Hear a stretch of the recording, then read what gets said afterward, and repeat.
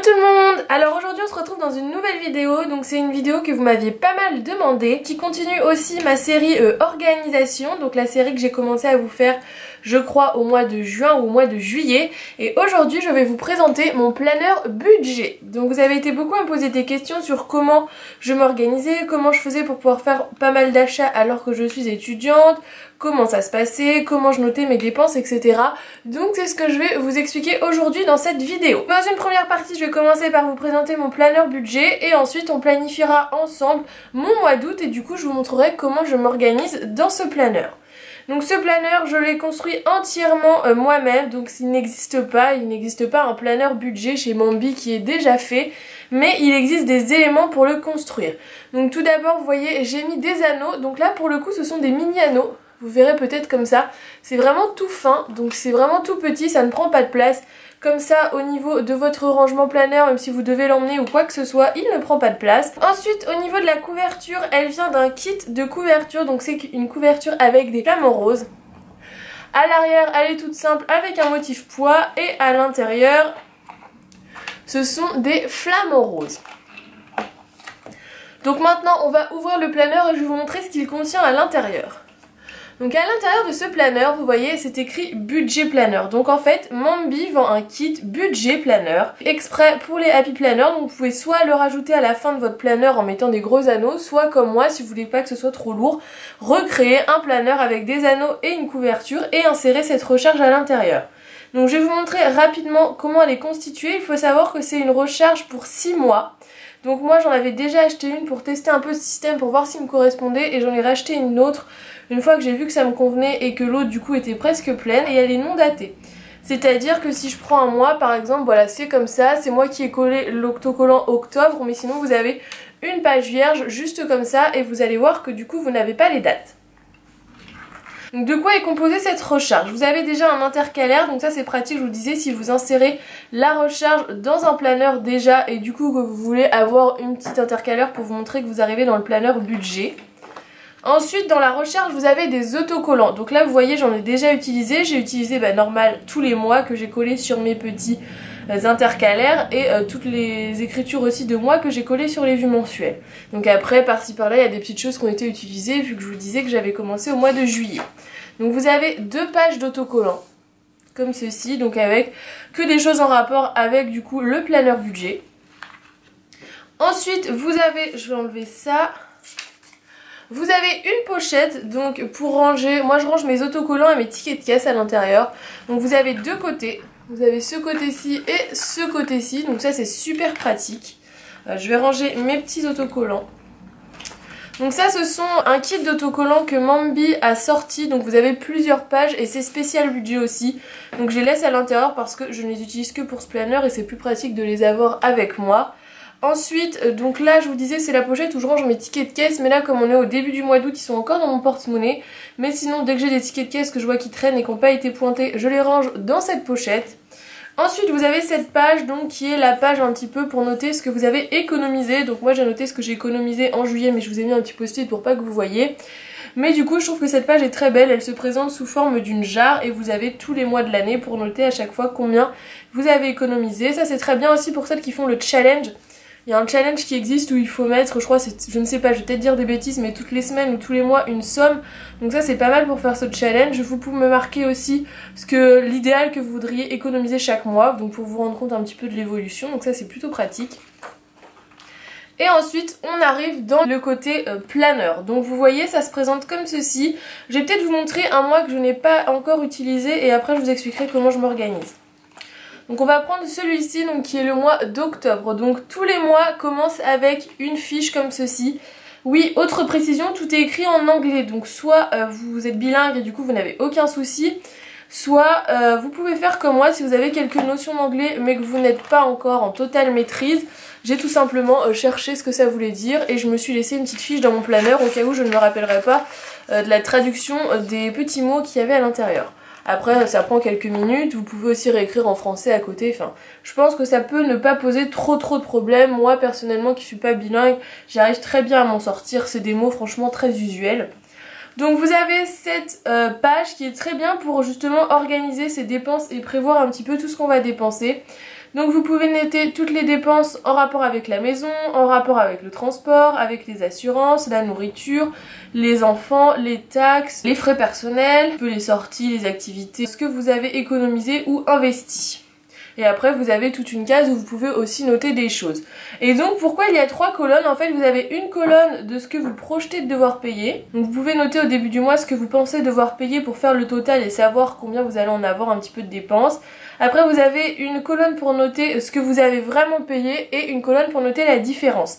Ça permet en fait de se situer un petit peu si vous aviez prévu trop ou pas assez pour le mois d'après pour gérer au mieux votre budget. Moi je trouve ça plutôt bien.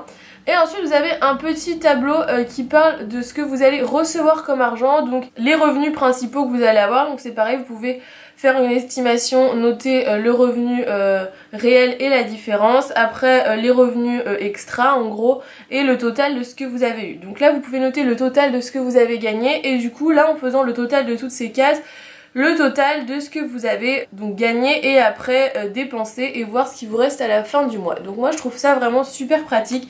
Après je suis d'accord, il faut être rigoureux, il faut le faire si vraiment vous voulez que ça marche. Je sais qu'il y en a qui n'ont pas envie de se prendre la tête à noter tout ça, mais quand on a un budget plutôt serré et qu'on a envie de faire attention à son argent et à se faire plaisir du coup à côté, je trouve que c'est vraiment super pratique. Donc ensuite vous avez l'intercalaire avec le mois, donc je vous montrerai rapidement comment ils sont décorés. Donc moi j'ai collé ma petite étiquette octobre.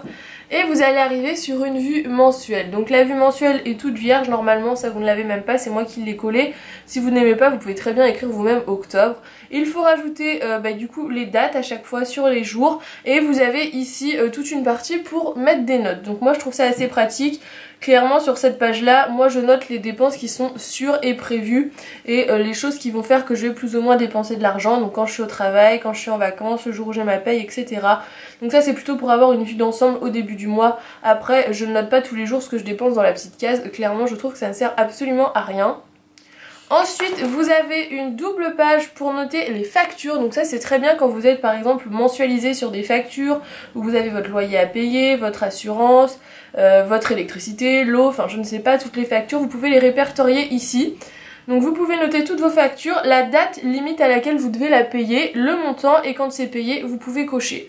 Donc ça aide à s'organiser aussi, de voir à quelle date vraiment vous êtes butoir au niveau des factures, si vous voulez les payer en début ou en fin de mois. Et vous avez toute une partie notes. Alors personnellement je n'ai jamais 2 pages de factures à noter, sinon ça serait vraiment la catastrophe. Moi j'en ai toujours 1 ou 2, donc c'est vraiment pas énorme. Et ensuite on arrive sur la partie qui me sert le plus personnellement, c'est le tracker des dépenses. Donc franchement j'ai mis longtemps à en trouver un qui a été bien fait. Celui-là franchement je le trouve très bien, très pratique, et il vous permet d'avoir une vision rapide. Donc comment il se présente? Vous avez donc un tableau, donc vous avez 4 pages je crois. C'est ça, 5 pages. Donc quand même vous avez de quoi faire. Moi franchement j'en remplis jamais plus de 2 ou 3. Franchement 3 c'est gros maximum. Donc vous avez de quoi faire, vous avez de la place. Donc vous pouvez noter à chaque fois la date, le montant, donc si c'est en plus ou en moins, la catégorie de ce que vous avez dépensé ou la description. Donc ça vous permet de savoir ce que c'est. Moi je note grossièrement pour me rappeler de ce que c'est, mais je mets pas de catégorie spécifique. Après vous avez cette petite colonne qui est super pratique, donc qui est, si vous avez payé en cash, donc en espèces, vous pouvez cocher. Si c'est de l'argent que vous avez reçu, donc là vous cochez dans cette case là. Si c'est un débit au niveau de votre carte bleue ou de votre PayPal ou je ne sais quoi, vous pouvez noter dans cette colonne là. Et après vous avez 2 choses dont je ne me sers pas, c'est ce dont vous avez besoin ou ce dont vous voulez. Donc par exemple si vous avez une wishlist ou des choses comme ça, moi je le note pas parce qu'après ça me ferait trop de choses à checker à la fin du mois et ça me mélangerait. Mais vous avez aussi cette option de ces 2 colonnes là. Donc ça je vous disais, vous en avez 5 pages.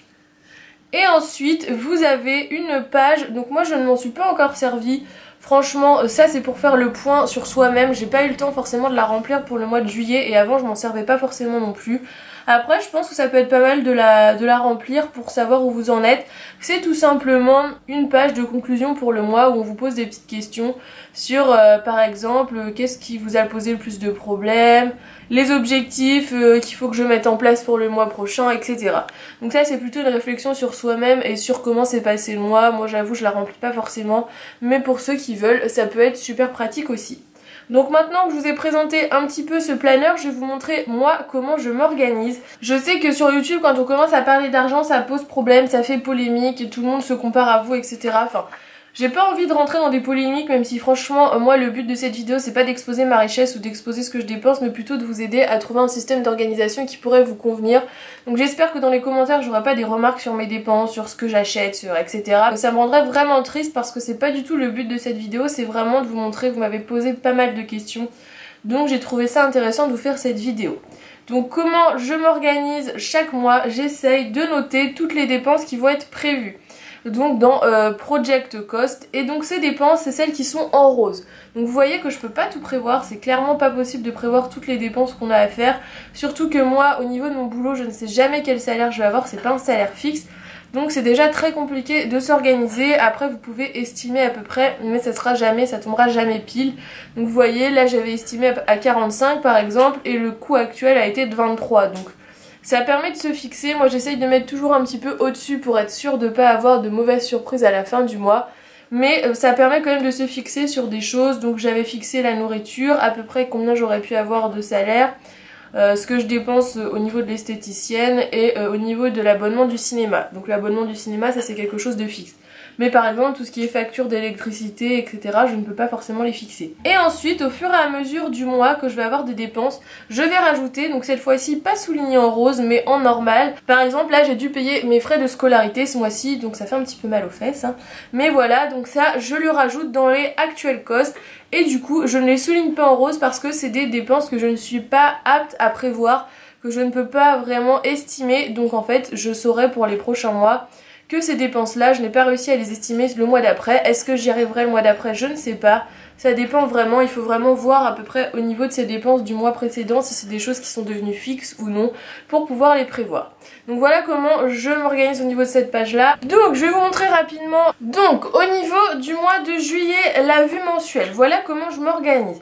Donc je note simplement les jours où j'ai mon salaire, les jours de boulot, donc là je savais que j'allais travailler toute la fin du mois. Je note les choses importantes, donc mon copain me devait de l'argent par exemple, qu'il fallait que je fasse, donc que je rembourse, que je vois pour ma mutuelle, que je fasse des économies pour les vacances, et ce que j'allais avoir à payer, donc l'esthéticienne, et qu'il fallait que je regarde pour mon devis pour ma couronne. Et ici c'est tout ce que je devais acheter et qu'il ne fallait pas que j'oublie. Si vous entendez du bruit, c'est mon chaton qui est en train de manger dans sa gamelle, vous êtes content de le savoir. Donc là, tout ce que je ne devais pas oublier d'acheter, donc là j'ai noté que c'était les soldes, parce que c'est quand même intéressant à savoir. Et là, une dépense fixe que j'avais, parce que ça, je sais que j'en ai pour ce montant-là, donc je le note directement. Donc vous voyez, c'est un petit peu vide, le but c'est pas de remplir toutes les cases, c'est vraiment de voir au début du mois ce qu'on sait qu'on va devoir forcément payer. Ensuite, on arrive sur la page des factures, et bah tout simplement, voilà, j'ai noté la facture que j'avais à payer et quand est-ce que je l'ai payée. Et ensuite, je vais essayer de mettre mes mains pour pas que vous voyez trop. Vous voyez un petit peu comment j'organise mon tracker de dépenses. Donc quand c'est des débits, des crédits, ce que je note, donc les dates, ce que j'ai à payer, etc. Bon, je passe assez vite, j'ai pas forcément envie que vous voyez tout ça. Et du coup voilà pour mon mois de juillet. Donc vous voyez c'est assez rapide. Franchement ça ne vous prend pas beaucoup de temps à faire. Moi je sais qu'il y a des jours où forcément j'ai plus de choses à noter parce que ça va être la fin du week-end. Donc toutes les factures vont tomber etc. Mais sinon franchement ça vous prend 2-3 minutes quand vous revenez du magasin. Vous notez votre dépense et voilà c'est fini. Donc moi à quoi ça me sert de faire ça? Ça me sert tout simplement quand je reçois mon relevé de compte à la fin du mois à pointer tout ce que j'ai dépensé, à voir si ça correspond et aussi à visualiser, me dire tiens ce mois-ci t'as peut-être un peu trop dépensé ou ce mois-ci t'as pas trop dépensé, il te reste de l'argent, tu peux peut-être te faire plaisir etc. Donc voilà un petit peu comment je m'organise. Donc je vais vous montrer aussi comment je m'organise pour le mois d'août. Donc pour l'instant j'ai pas dû noter grand chose, voilà, j'ai noté que 2 dépenses fixes pour l'instant. La vue mensuelle est complètement vide, ça c'est vide. Et là je n'ai que 2 dépenses de noter. Donc voilà, pour l'instant j'ai pas fait grand chose et du coup nous allons faire ça ensemble. Donc je vais commencer par déjà souligner en rose, comme je vous ai dit, ces 2 dépenses là, vu que ce sont des dépenses qui sont prévues et que je sais que je vais devoir payer. Donc je vais enlever ma petite feuille pour que ce soit plus pratique. Donc voilà pour ça. Pourquoi je mets pas d'autres dépenses? Parce que ce mois-ci ça va être un petit peu spécial vu que nous partons en vacances. J'avoue que je suis un petit peu perdue sur comment ça va se passer. Je sais pas combien je vais pouvoir estimer la nourriture parce que vous savez très bien quand on part en vacances, déjà on va pas dans le même supermarché donc c'est pas forcément les mêmes prix. Et en plus on a un peu plus tendance à manger au restaurant. Donc là ça va être compliqué d'estimer tout ça. Après je sais que je vais toujours avoir le cinéma qui va me coûter la même chose, ça c'est sûr, c'est fixe. Vous voyez, je rajoute ma dépense et je souligne en rose. Donc voilà pour ça. Pareil, niveau du salaire, comme j'ai pas travaillé dans le même cadre que d'habitude, je veux pas fixer ce que je vais avoir. Donc on va passer à la vue mensuelle du mois d'août. Donc pour simplifier la chose, je vais enlever les 2 pages et je vais vous montrer un petit peu. Donc comment je la décore, c'est un très grand mot, c'est plutôt qu'est-ce que je note, comment je l'organise, etc. Donc je vous laisse avec la suite de la vidéo.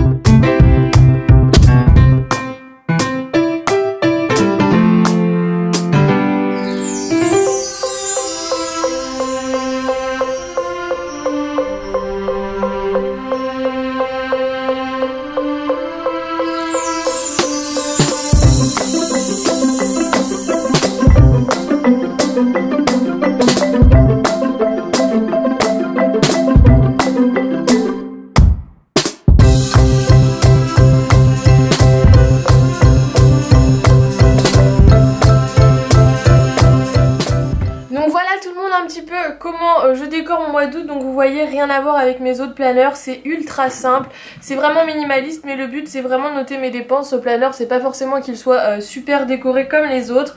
Donc j'espère que vous aurez un peu plus d'idées du coup maintenant sur comment je m'organise au niveau de mes dépenses et chaque mois pour essayer de me faire plaisir. Je ne vous ai pas trop montré comment j'organise mon budget vacances car je vais vous faire une vidéo budget vacances, comment organiser ses vacances, etc. Donc je vous en parlerai plus en détail, mais vous voyez que j'ai laissé un petit cadre ici pour noter tout ce que je vais dépenser pendant les vacances et il y aura une page spéciale pour que je répertorie tout. Donc je vous montrerai ça dans une prochaine vidéo. Donc j'espère que cette vidéo vous aura plu. Si c'est le cas, n'hésitez pas à me mettre un petit pouce en l'air, à vous abonner ou à me le dire dans les commentaires. Je vous fais d'énormes bisous et on se retrouve très vite dans une nouvelle vidéo. Bye bye!